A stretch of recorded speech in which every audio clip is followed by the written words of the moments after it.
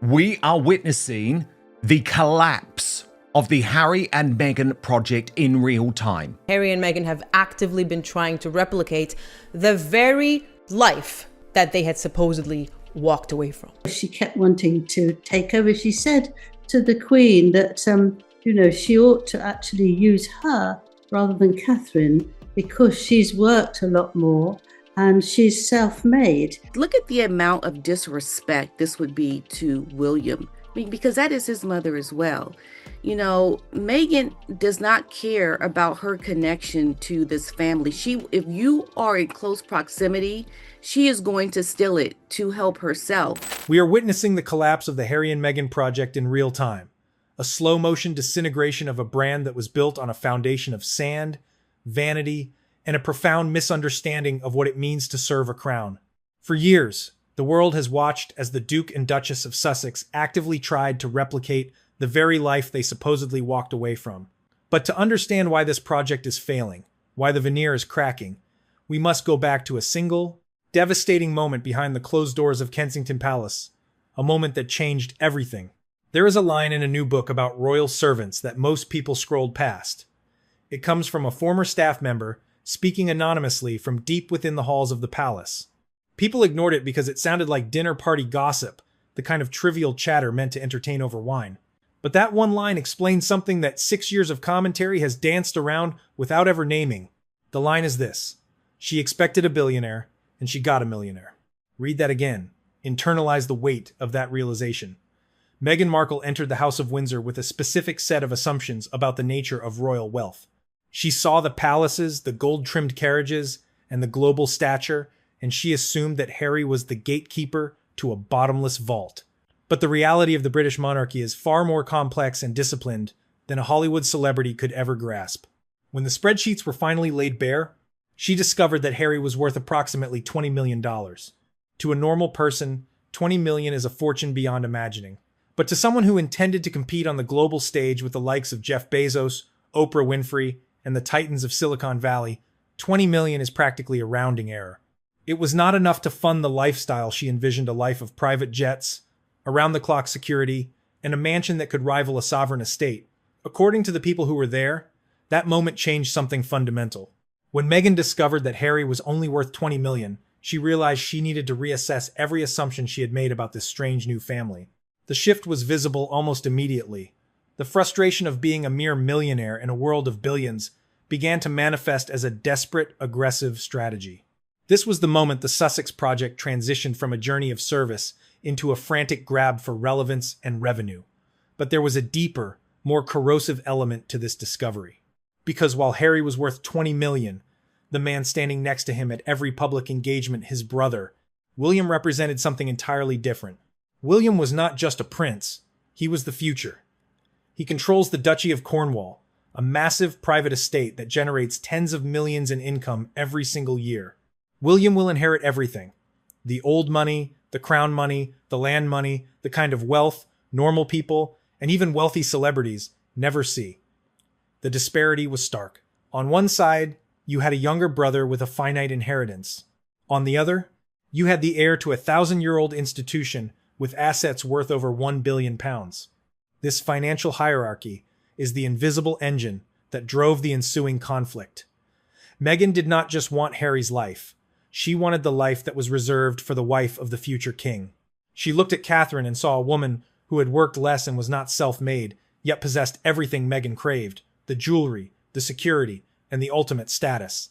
Sources close to the Queen at the time suggest that Meghan actually believed she should be used more than Catherine because she considered herself more experienced in the ways of the world. It was a staggering display of disrespect to the hierarchy and to William, because it ignored the fact that this was his birthright, his mother's legacy, and his future burden. When the realization sank in that Harry would never be the one to hold the keys to the billion-pound kingdom, the plan shifted. If she could not have the crown's wealth through the front door, she would take Harry out of the house and try to build a rival empire. But the tragedy of this move is that it was fueled by an anger Harry never seemed to fully understand. He was always hurt, always sensitive to the spare dynamic, but I don't think he ever understood that he was being led out of his own family to serve a plan that was never about him.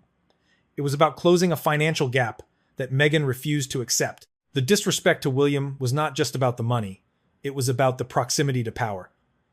Meghan does not care about her connection to the family as a unit, she cares about proximity as a tool. If she is in close proximity to the heir, she will try to steal that light to help herself.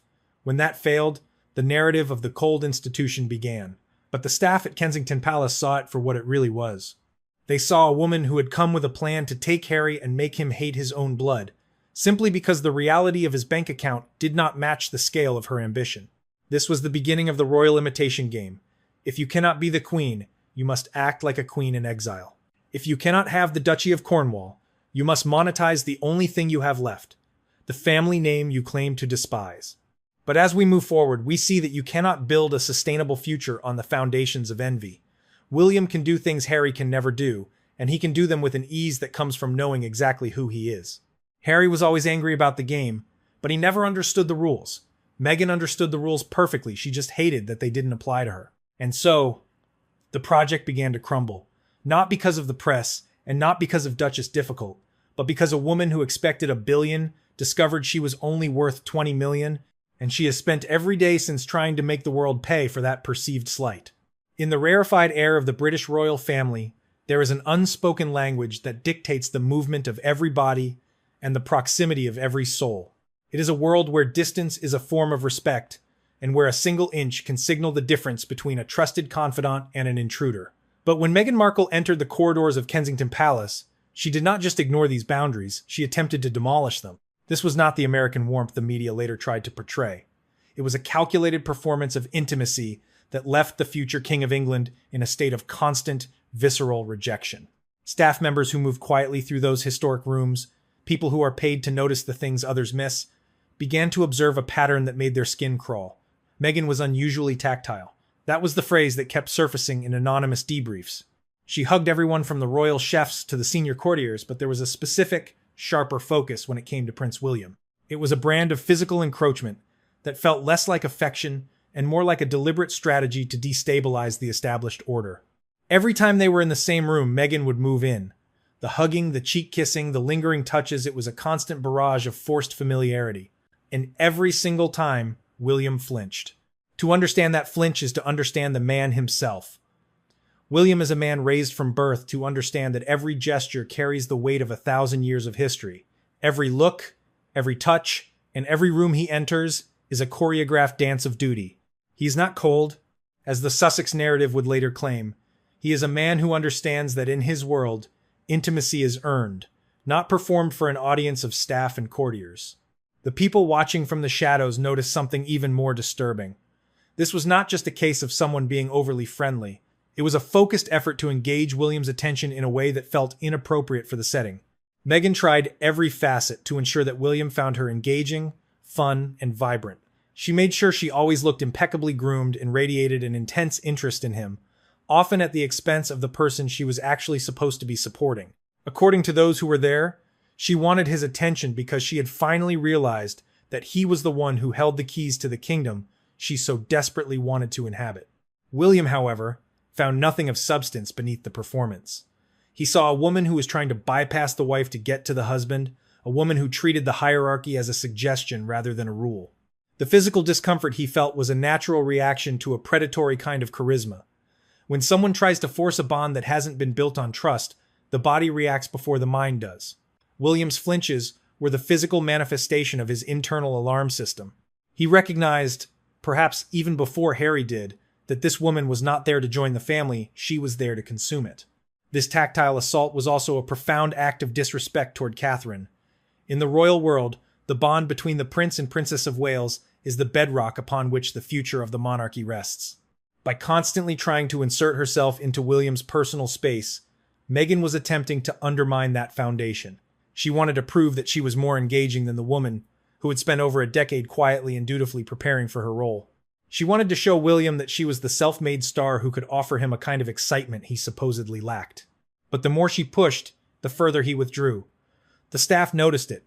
The courtiers talked about it in hushed tones at dinner parties. It became a consistent observation from different people over the same period. William was uncomfortable. He saw the hugging not as a sign of a kind heart, but as a lack of boundaries and a lack of respect for the institution he represents.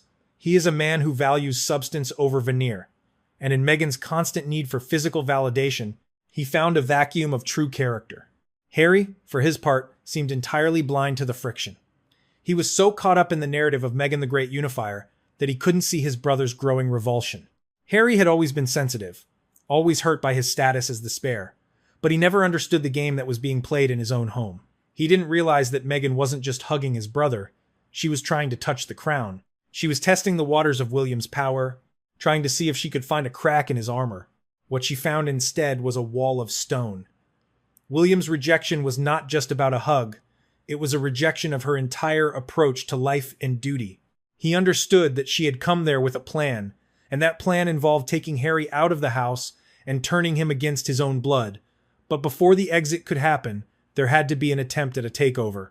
When the takeover failed, when William refused to be charmed, refused to be hugged into submission, and refused to see her as anything other than a disruptive force, the project shifted from integration to imitation. If she could not have William's attention and his billion-pound future, she would begin the process of mimicking the life he had built with Catherine. She would copy the hobbies, the clothes, and the very silhouette of the woman she could not displace. But as the flinch at Kensington Palace proved, you can buy the same clothes and visit the same hospitals, but you can never fake the soul of a queen. William knew it then, and the world is starting to realize it now. The game was visible to anyone paying attention, and in that building, people are always paying attention. When the attempt to charm the future king failed, the strategy shifted from seduction to something far more insidious: imitation. If Meghan could not be the center of William's world through proximity, she would attempt to become the mirror image of the woman who was. This was the birth of what insiders have dubbed the royal imitation game. It began quietly, with subtle shifts in wardrobe and public appearances, but it soon evolved into a systematic attempt to replicate every facet of Catherine's life. It was no longer about finding a unique voice within the monarchy. It was about inhabiting the very skin of the Princess of Wales. The pattern was so consistent that viewers at home began to notice it long before the mainstream press dared to comment. It started with the hobbies. Catherine has been a passionate apiarist for many years, a hobby she has pursued with genuine interest and quiet dedication. Suddenly, and without prior mention, Meghan discovered a profound love for beekeeping.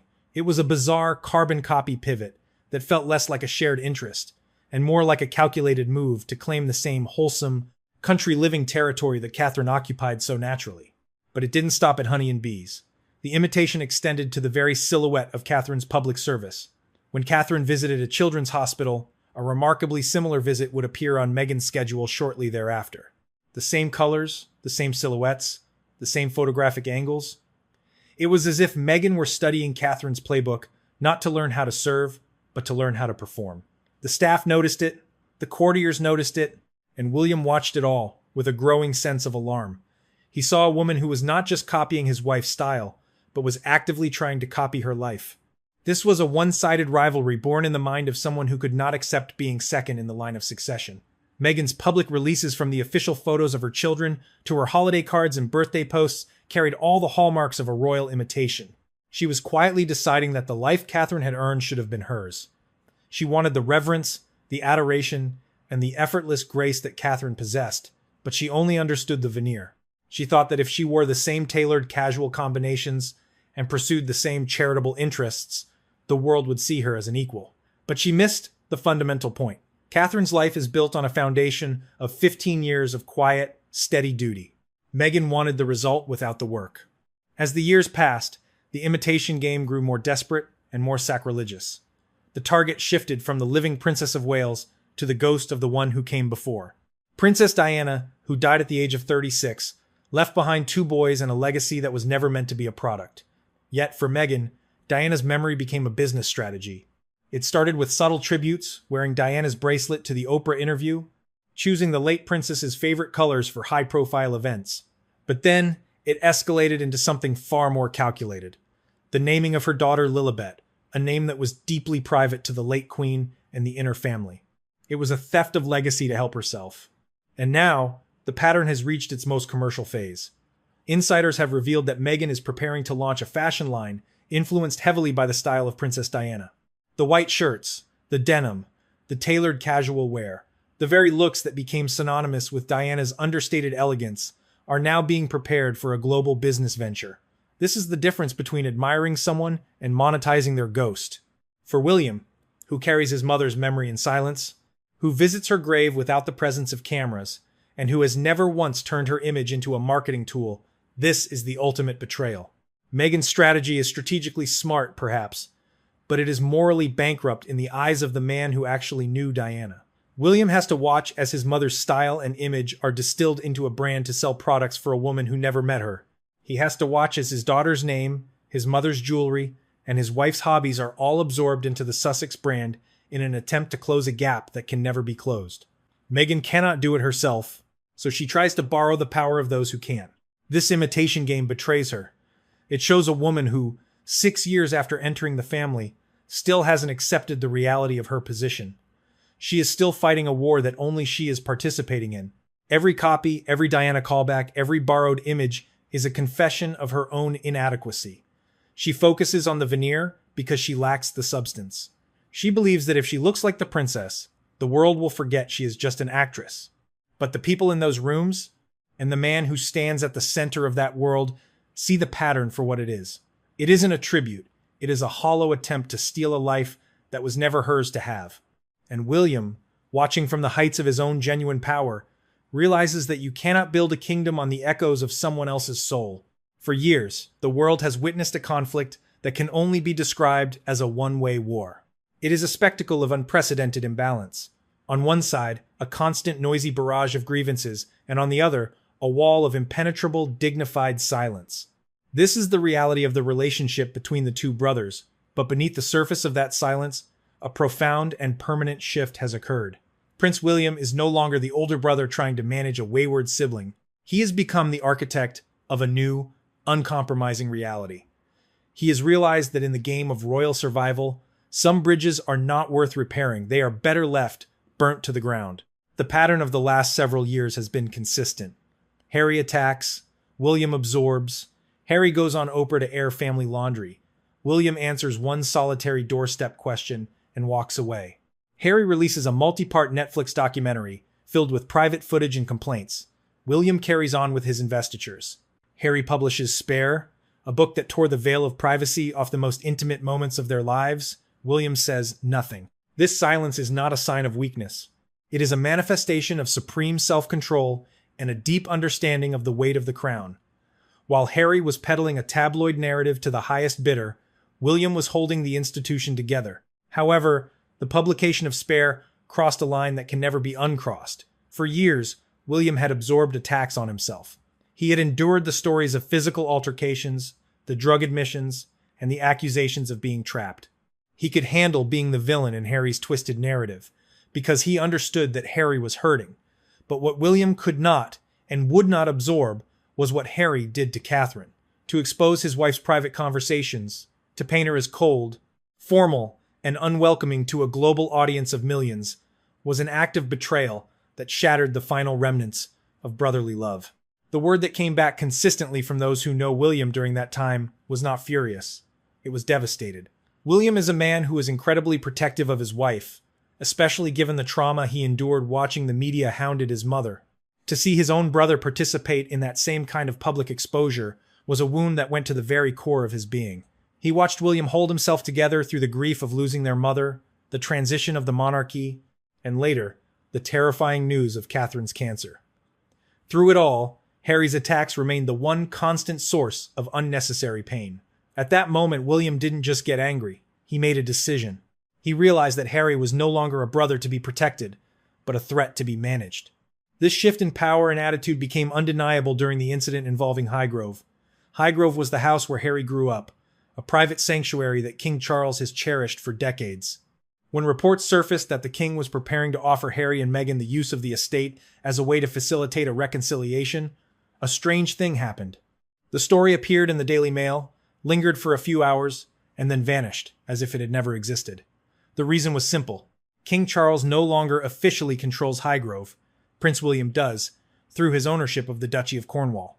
The king might believe that forgiveness is a policy, a fatherly duty that transcends the needs of the state, but the heir knows better. William made it clear that a return to Highgrove was never going to fly. There would be no statement, no press conference, and no public argument.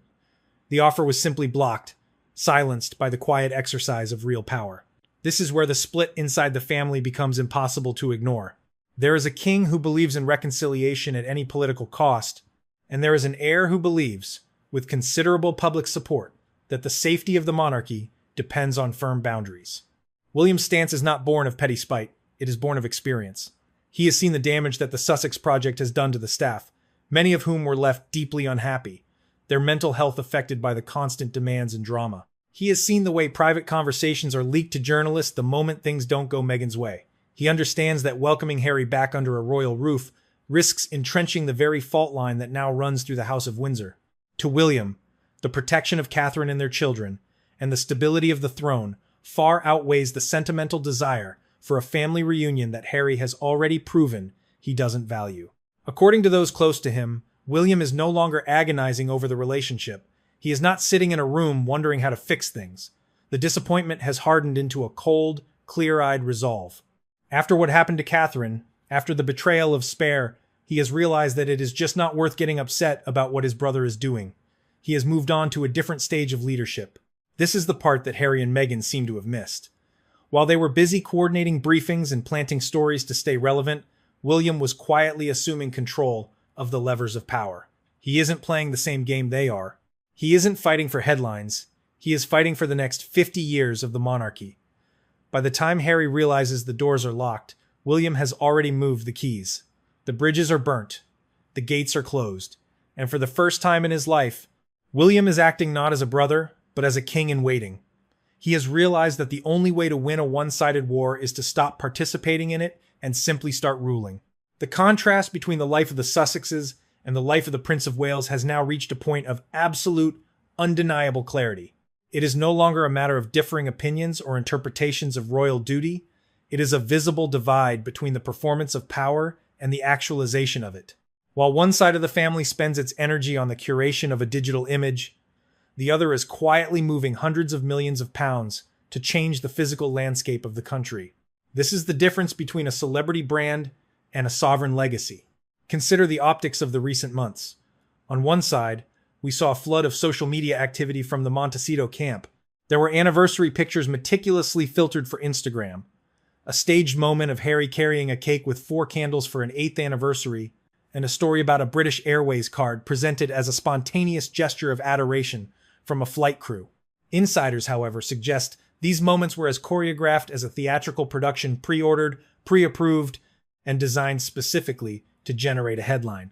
This is a world where every gesture is a product, and every private moment is a potential leak designed to maintain a sense of relevance. But while Meghan was busy managing the optics of an anniversary, William was somewhere else entirely. He was not in a studio, and he was not posing for a magazine cover. He was in the stands of a football stadium, watching Aston Villa. There were no cameras trailing him for a documentary, no staged, spontaneous moments. There were only genuine tears and genuine joy. Viewers noticed the difference immediately. They saw a man singing Sweet Caroline with thousands of other fans, a man who has been on a 26-year journey with his club since the year 2000. People who spoke to him there described a man having a perfectly normal conversation, a man who was genuinely there. This is the authenticity gap that the Sussex Project can never bridge. You can hire the best PR firms in the world, and you can coordinate every briefing to make yourself look vibrant and engaging, but you cannot fake 26 years of genuine passion. You cannot fake the kind of joy that comes from being a part of something larger than yourself. While the Sussexes were drawing a crowd of perhaps 20 people at an event in Geneva, including a woman at a bus stop who never once looked up from her phone, William was commanding the attention of the nation simply by being himself. But the contrast goes much deeper than football. The true measure of the distance between the two brothers lies in the exercise of their respective resources. While Meghan was preparing to launch a lifestyle brand and flooding the internet with wedding nostalgia, William was making moves that will affect the lives of thousands of strangers for generations to come. Through the Duchy of Cornwall, William directed the sale of a significant portion of the land portfolio, representing a value of £500 million. Think about that number. £500 million. This was not a press release about raising awareness or a speech given to an empty plaza. This was the direct application of immense wealth toward affordable housing, environmental projects, and community development across Britain. This is the difference between borrowing power and actually having it. Meghan and Harry have to borrow the power of the royal name, borrow the legacy of Diana, and borrow the interest of the public to stay afloat.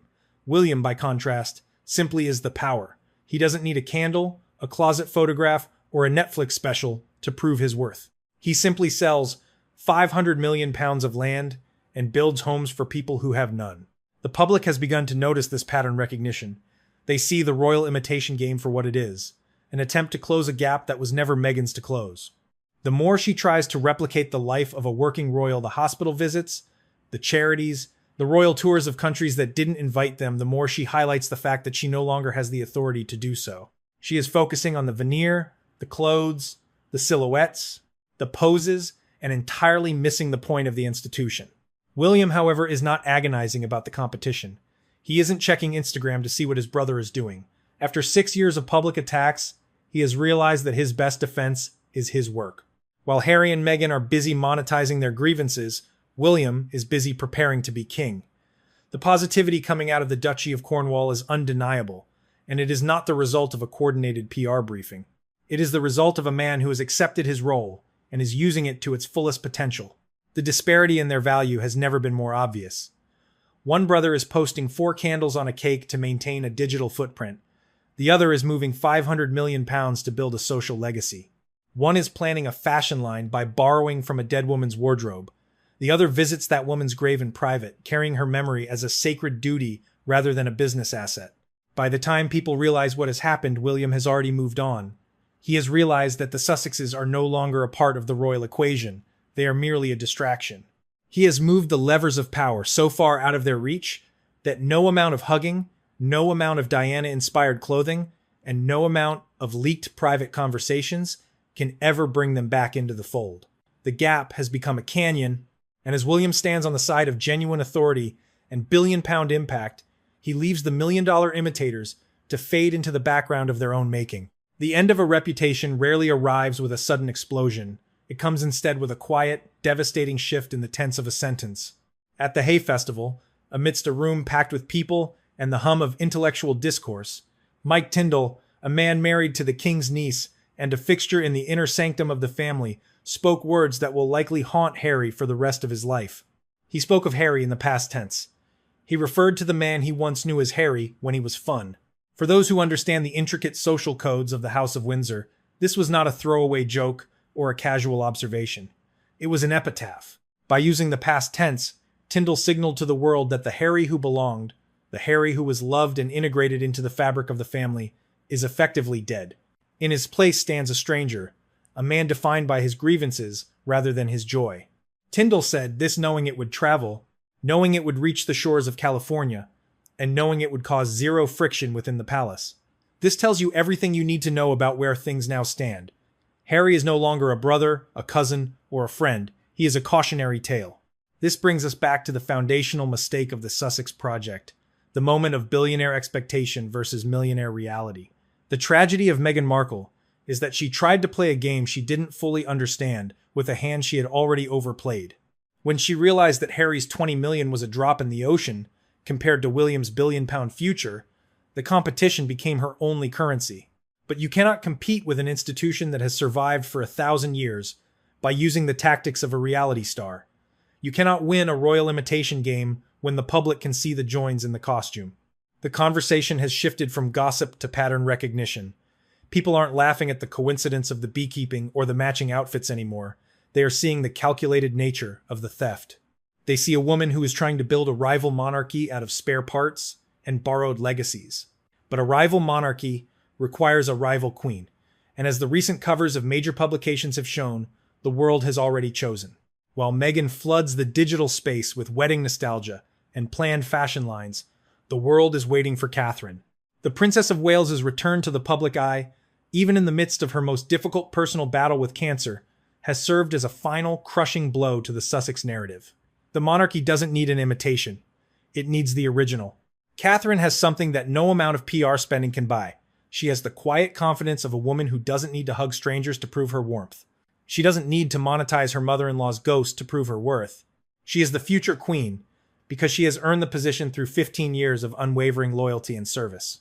William has watched this entire saga play out with a clarity that only comes from deep, personal betrayal. The people who know him say he is no longer in the position he was a couple of years ago. He isn't agonizing or stressing about what his brother might say next. He has reached a state of indifference, which is far more permanent than anger. Anger suggests there is still a connection, a fire that can be stilled. Indifference is the cold ash that remains after the bridge has been completely burnt. After the attacks in Spare, after the leaks, and after the monetization of his mother's memory, William has simply moved the world forward without Harry in it. Two brothers, born of the same parents and raised in the same grief, have arrived at two entirely different destinations. One is stuck in a loop of wedding anniversaries, 4 candle cakes, and a desperate search for a billion-dollar lifestyle that remains just out of reach. The other is selling 500 million pounds of land to build homes for his future subjects, singing with football fans, and preparing to lead a nation. The contrast is no longer just about duty, it is about reality versus performance.